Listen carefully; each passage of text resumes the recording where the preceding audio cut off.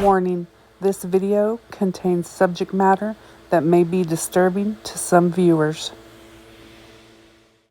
Welcome to another episode of True Crime and Mysterious Cases. Today I want to talk about Lori Vallow Daybell, aka Cult Mom. So today I want to do a very basic overview of the case.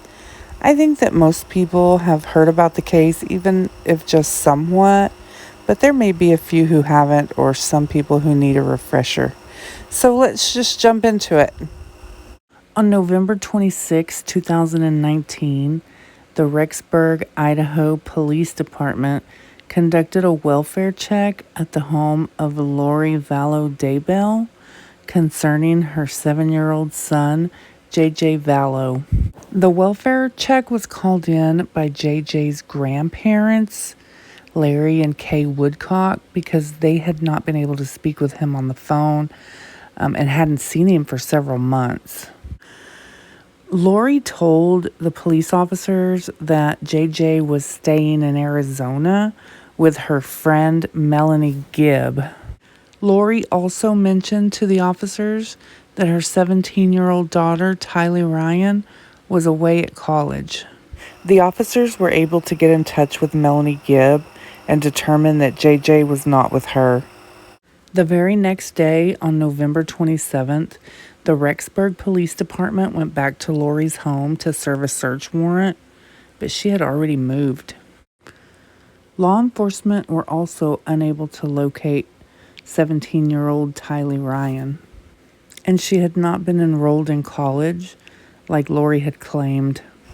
Lori and Chad were found to be living it up in Hawaii, but there were still no signs of Tylee and JJ. On December 20th, the Rexburg Police Department officially announced JJ and Tylee were missing, and Lori and Chad were persons of interest.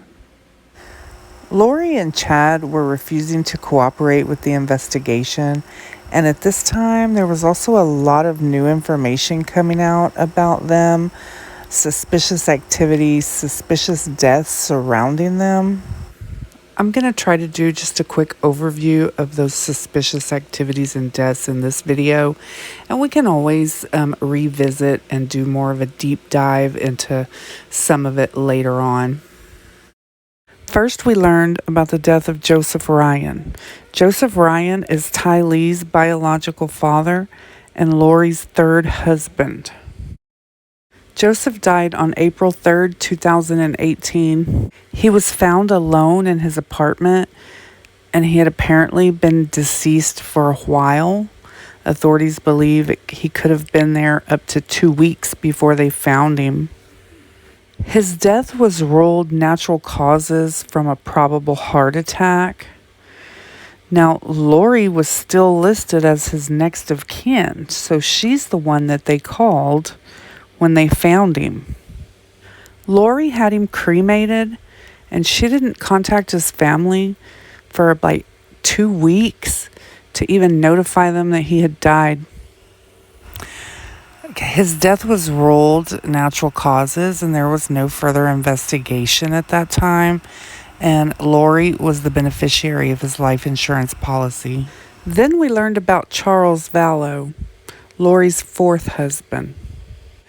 We saw police body cam footage of Charles Vallow from January 2019, where he was begging police officers to get Lori some mental health help. We hear Charles tell the police officers that Lori believes that she's some kind of a god and that she would kill him or anyone else who tries to get in her way. Lori was preparing for the second coming of Christ, and she believed that she was a chosen leader for something that she called the 144,000. Lori was spoken to, but she was found competent and released. Just a few months later, on July 11th, 2019, Charles Vallow would be shot dead in Lori's home by her brother Alex Cox. Lori and Charles were separated at this time, and he had gone over to Lori's house that morning to pick up JJ for school. According to Alex Cox, Charles Vallow tried to attack him with a baseball bat, and he shot him in self-defense.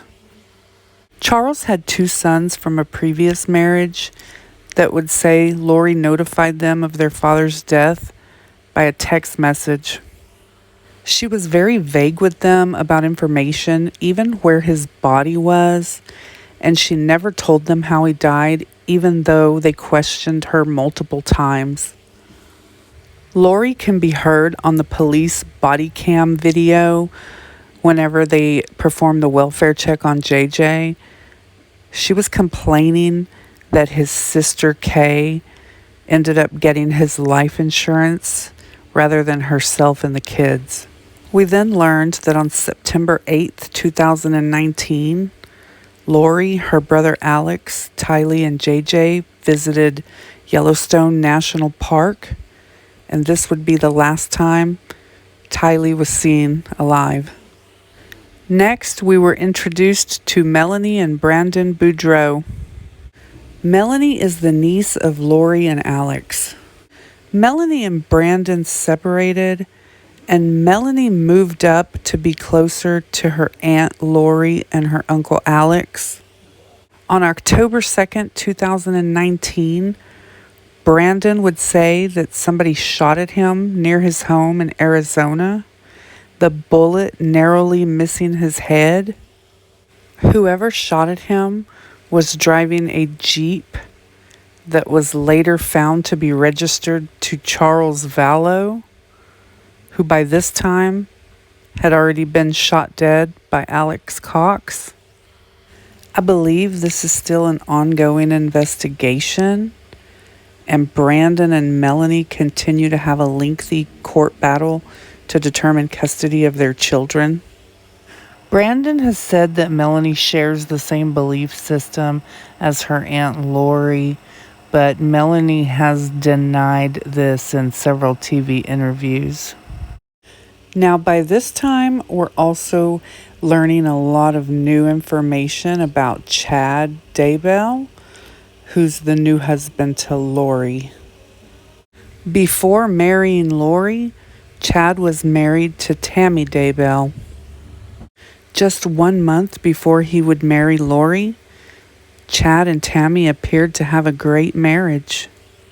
On October 9th, 2019, Tammys Death would make a Facebook post telling about a man who tried to shoot her in her driveway with what she believed to be a paintball gun. 10 days later, Chad would call 911, telling them that his wife had died peacefully in her sleep at their home.